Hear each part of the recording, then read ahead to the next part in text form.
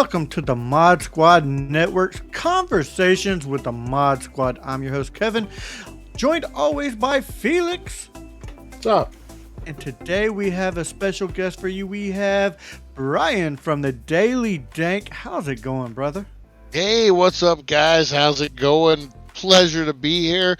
It's going pretty good. Never mind my voice. I might be catching the flu, but I'm ready. I'm pumped to be here. We're going to kick this flu's butt, and we're going to get down Mod Squad style, guys. Yes, That's we what's are. up. Yes, we are.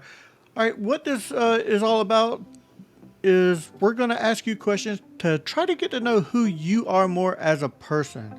But you are from the Daily Dank, and the first thing I wanted to ask you is, how did you get involved with the Daily Dank? You know, it's funny, man. So I was a filmmaker. I don't know if you guys know that. I went to film school, dedicated got into it really late in life. Well, where I grew up here locally, they had, during that time, the 90s, they didn't support any kind of arts or anything like that. You either went to work at the casinos or you went off to college and did your thing. Well, I did the latter. I went to work at the casino. So movies really was an escape for me as a child. And I always embodied that. There's something about being able to tell stories through that medium that always called to me. So I ended up getting into a car wreck. And I know this is a roundabout question, roundabout answer, but I'll get there, I promise. I was working for a big beer distribution company, and I got into a car wreck, and me and my kids were almost killed. My son had broke every bone in his face, and he had like a major surgery. I broke my knee, my ribs. It was pretty messed up, so I couldn't go back to work. And I remember my dad, I was probably about 33, 32 at the time, and my dad was like, so, what are you going to do? And he suggested to go back to school. I don't think he meant film school, but that was like something that always called to me. I ended up making a stop motion movie with my son's G.I. Joes at the time, and I submitted it to the Academy of Art University Film School. I got accepted. I did a 4-year program there, mainly online. I got to go to San Francisco for a couple semesters and hang out up there, which was cool. Anyway, so I dedicated a good portion of my life, about 8 years, just trying to make it in the film industry, whether it was music videos, commercials, whatever it may be. That was what I wanted to do. I had those visions of being like the Kevin Smith, the Robert Rodriguez, the guy who makes it from the indie scene. And then COVID hit.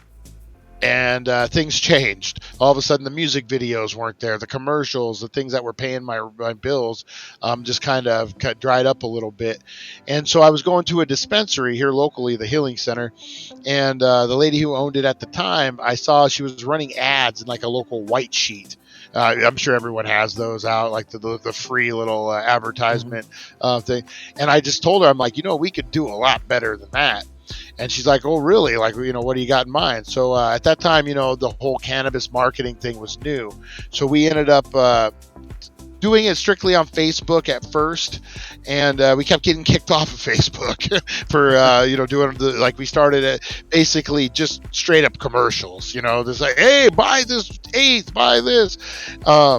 And so that didn't last long on Facebook. We kept getting kicked out. So I kind of had to morph it to keep this income coming in. And so I ended up coming up with an idea for a blog, which would be an infomercial to sell weed out of. So we would disguise it in plain sight. So I would tell you what I'm getting into today. Hey guys, I'm going to go to Ross and we're looking at toys or whatever. But before I do, I'm getting into, the astronauts weed here, guys. And so basically you could get away with that. And so that kind of morphed into the Daily Dank. That's what I ended up calling it. But then things just kind of started snowballing. We built an audience, and then like people wanted more content, and then we started doing. I did a 420 show like 2 years ago, just about now, and then that snowballed into a 710 show, which I still don't know how I got talked into that one, but yeah, wake up every morning and do the 710 show. So it really just snowballed, but basically it manifested from just trying to find a way to market marijuana without violating rules of social media. Very cool, very cool. Now we're going to actually dive into who you are as a person. Felix, I believe, has some word association questions. So go ahead and shoot them out there, Felix. All right, Dank, let's go. All right. Western. Oh, is this so? You throw me in the first word that comes to my mind. Is that what we're doing? Yeah. Yep. Yeah, yeah. Okay, Clint Eastwood. That's a good one. Green. Mile. Rain. Today. Memory. Sixth grade.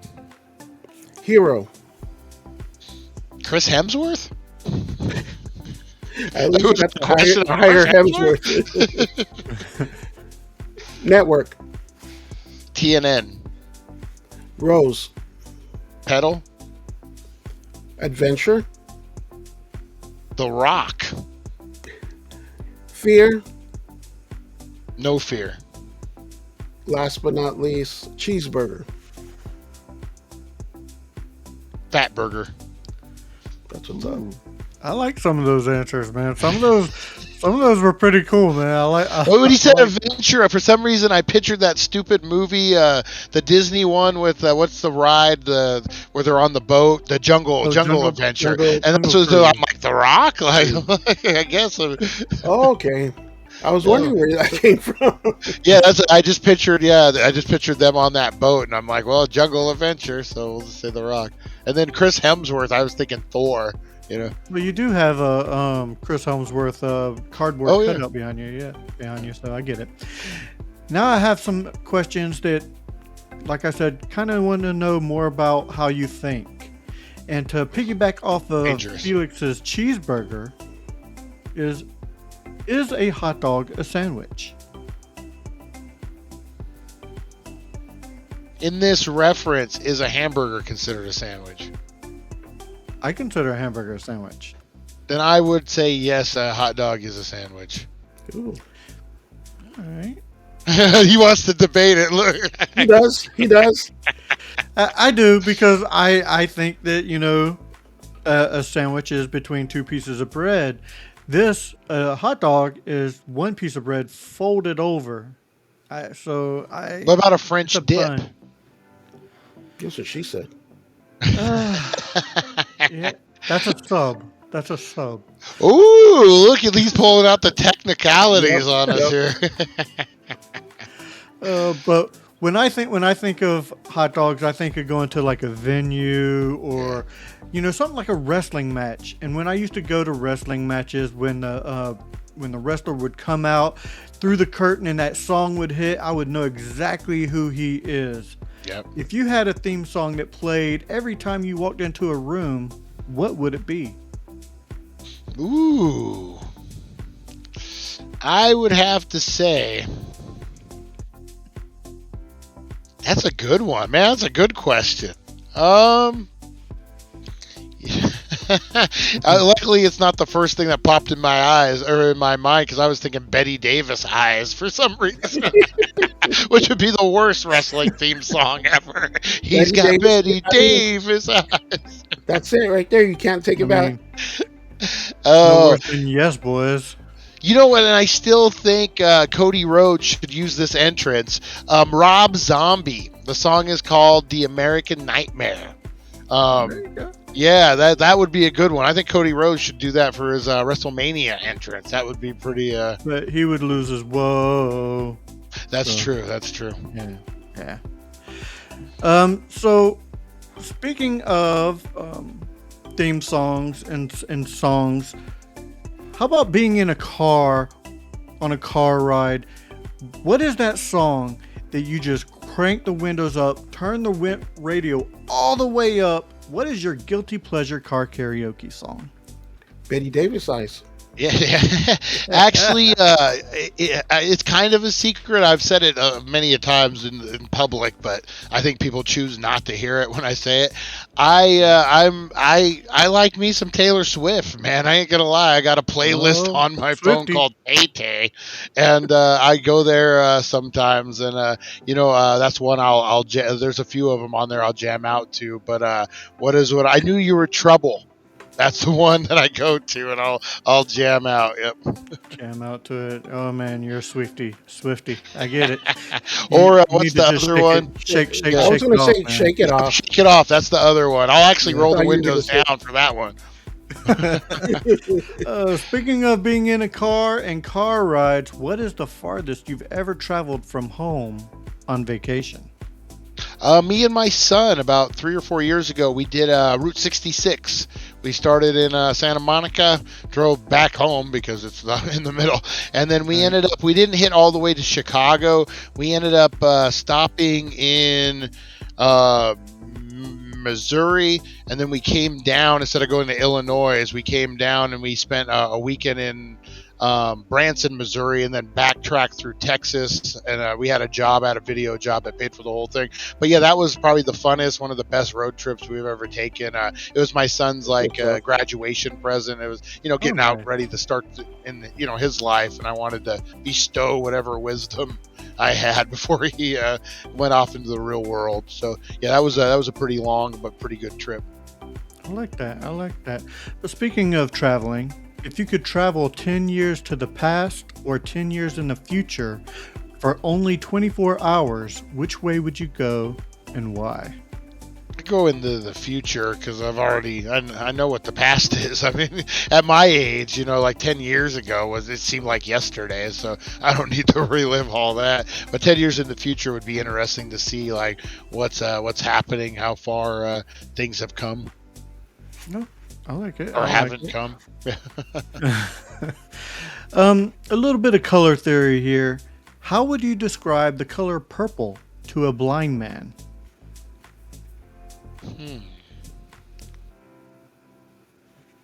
I would say I would try to describe it as a plum. Say, you know what a plum tastes like? That's what purple is. That's a good answer. I like that one. I like that one a lot. I got lucky. I was like, what's purple? What's purple? What is the funniest thing to ever happen to you that you can legally talk about? The funniest thing that ever happened to me. I laugh at it, but I don't know.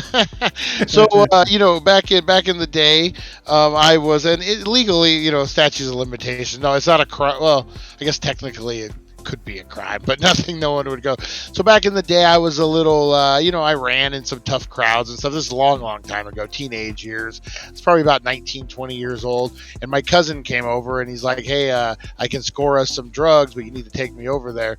But you don't know the people. This is a famous, anyone who's ever ran in a drug scene would know. Famous thing is you don't know the people, so you need to stay in the car because that's not obvious while I go in, And so that's what ended up happening. But I hadn't done any drugs at that point for a couple of days, so my stomach started getting like bubbly, and I'm sitting in the car waiting, and oh my god, it hit me all at once. And it's like if you guys, the best reference I could go is if you guys went out drinking last night, and then the morning after, you went and you ate all the pizza and stuff and you drank all the beer. That first thing you do in the morning after all that beer and stuff, that's what it was like. Like when it started gurgling, there was no, and I couldn't and I couldn't leave them at the house, and I couldn't come back. So there was a vacant house across the street. So I get off on the side, and I drive a big orange van at the time, stuck out like a sore thumb, which was even worse. So I get out of the side of the van so the house wouldn't see that I got out, and it was almost like Friday, pre-Friday. I went, and there was an awning, like they had a boat there. They were weekend people. And I dropped my pants and I freaking let out the nastiest, the greasiest, it looked like chili with freaking chunks of carne in it. It was the worst. Oh, somebody walking by, Brian, what you doing over there?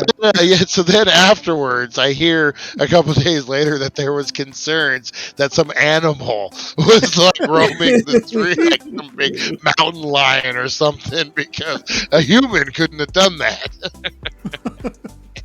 Love it. I love it. Oh, all I'm going to say is this is our fifth interview, but that's the third time that answer has been answered like that. Yeah. Really? Defecate in public? Yeah. It's or some form of it. Yeah. Is it really that bad of a thing anymore? Like all these trips I've been making to Vegas for my physical therapy, I see a grown man peeing on the side of the road at least twice a day. It happens. It happens. I mean, if you were to poll your family and friends, what would they say you're most known for? Oh, sarcasm. I get that. I'm a big sarcastic fool myself. I was to tell just you the gonna truth. say, Yeah, Don't know when to take you serious or not, right? right, right. So I'm a comic book guy. I got Superman on my wall behind me. But if you had superhuman powers, what would they be, and would you use them for good or evil? Ooh, that's a hard one. Definitely use it for evil. And what, I'd be like Hancock. I would just kind of like do my thing, like, and then if you pissed me off and it happened to be you were committing a crime, then I'm doing good. But if like just in general, I'm not gonna stop you doing what you're doing. But no, I think, and I only get one power, right? One power. I would do like like a Logan, like a Wolverine, like Okay. where I couldn't. Automatically heal. Yeah. Fix that shoulder. Yes. Like I said, I'm a comic book guy. What single piece of media, whether it be book, movie, or TV show, has had the most influence on you today? That's a toss-up. I want to say, and I know Kevin will like that. I want to say Young Guns and the Young Guns franchise, as far as like in motivating me to become a filmmaker and storytelling. But really, the one that did it was Chasing Amy, Kevin Smith.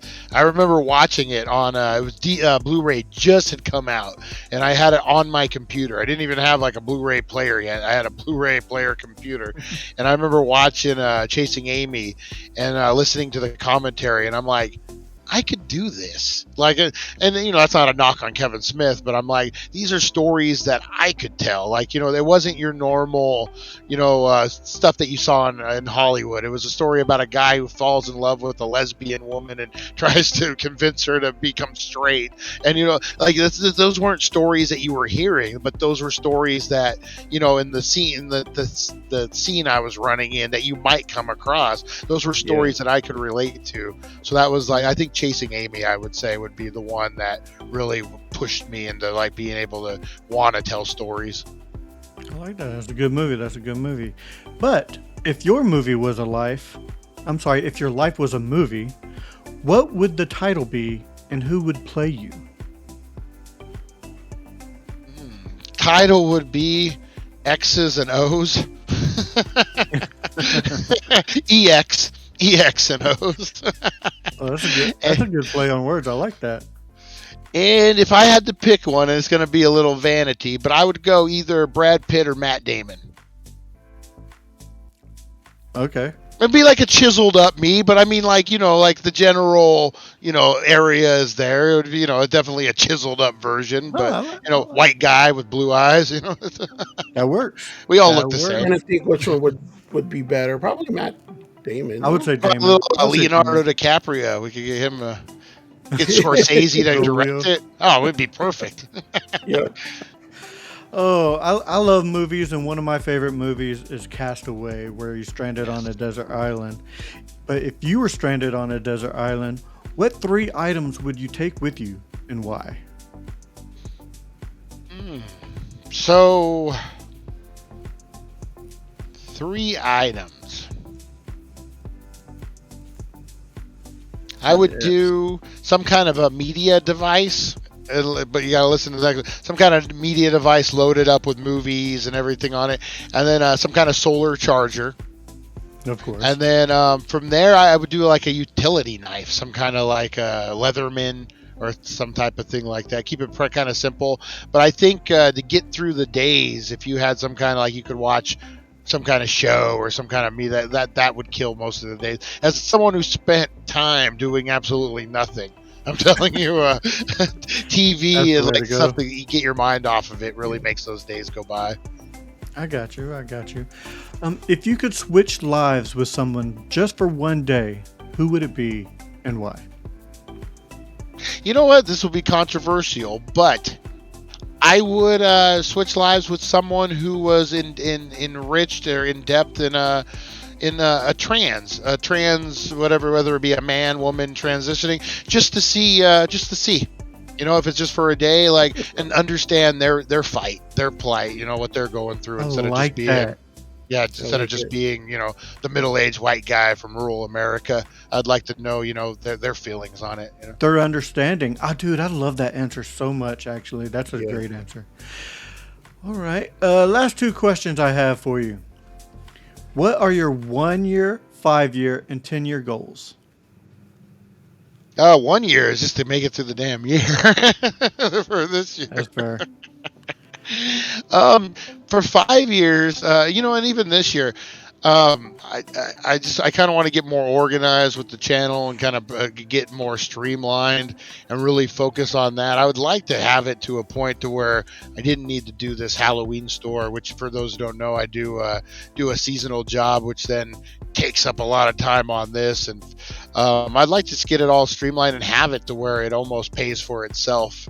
You know, I guess that's the ultimate goal, but then also have the time to go do these adventures and stuff for the channel, which I also enjoy, almost like a vacation, you know, and seeing different things. So that would be definitely from my 1 to 5 year goal, is to get that, you know, streamlined to where that could almost be a full-time job. And then from 10 year mark, I would say when cannabis goes federally legal, and they're looking for marketing things to buy, be like, oh, the Daily Dank, what's this? We'll give you $1 billion. I'm okay. There you I'll go. see you guys later.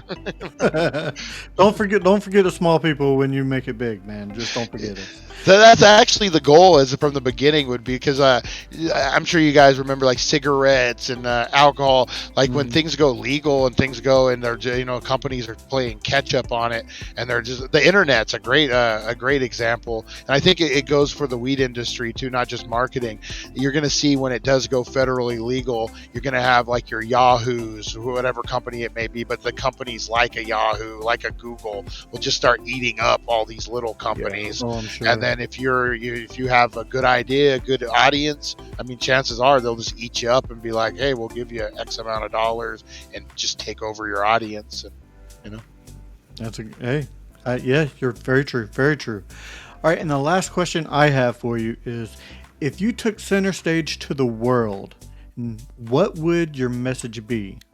Basically, if you had the world by the ear, what would your message be? You know what? I don't have to get on a soapbox, but I would definitely, and it's something I've always been passionate about, not just because of recent events, but I would mental health issues. I would preach the importance of getting rid of the stigma and getting actual programs that can help prevent I like suicides and that. that kind of stuff, you know. And I know we got numbers and things you can call, but if you guys have ever been in a fight with a suicide, a depression type of thing, those numbers really don't help. It's someone just trying to get you off the phone, you know, or trying to get you to a hospital or something. There needs to be just more of like almost like a vent line, you know, where you can just Mhm. call and be like, oh, I hate everybody, and then just get it off of your chest, and no opinion, no nothing, just someone. I would. That's the fight I think we need to have as a country, as a world, is to get rid of this stigma from mental health and help each other. I mean, the homeless problem, I think, is 80% mental Yeah. Yeah. health.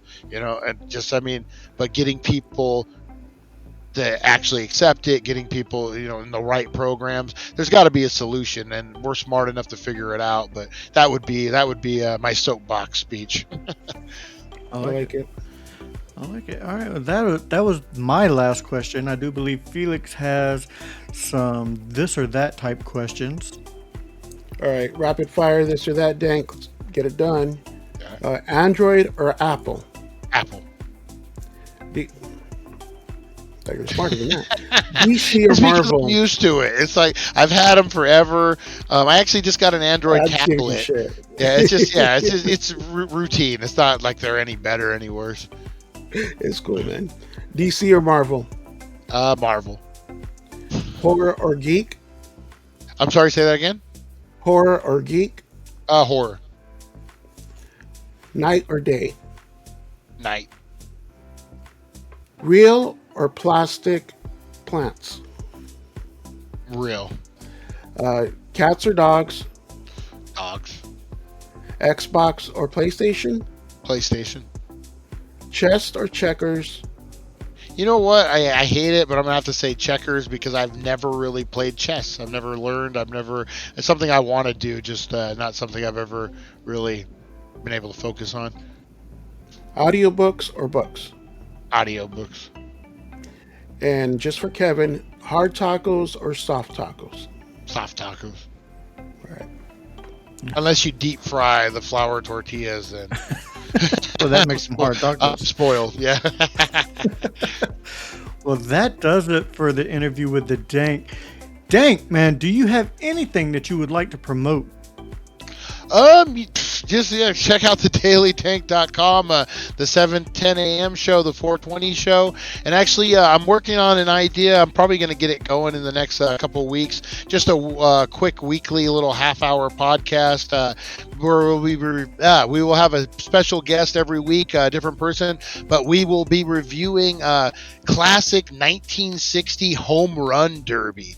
If you guys know me at all, I'm a baseball guy. I grew up just idolizing these Mickey Mantle, Ernie Banks, these golden era baseball players. You know, when I was a kid, they were like gods. They weren't playing anymore, but you just heard the legend of what they could do, what they did.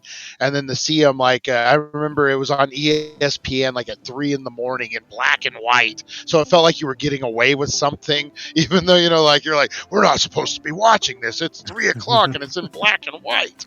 You know, but I kind of want to get back there. Not only will we discuss golden era baseball, we'll discuss collecting baseball cards in the 90s. That was a whole in the 80s. That was a whole generation by itself. And then just we'll talk 90s baseball, 80s baseball, just classic stuff, and just have a good time doing it. So that's going to be in the works in the next couple of weeks, guys. I'm looking forward to that one. That's just going to be just for fun, just to blow off some steam. So look out for that one. Very cool, very cool. All right, well, I do believe that does it for Conversations with the Mod Squad. So for Brian from the Daily Dank and Felix, I am Kevin saying thank you for being a friend. See ya. See you guys.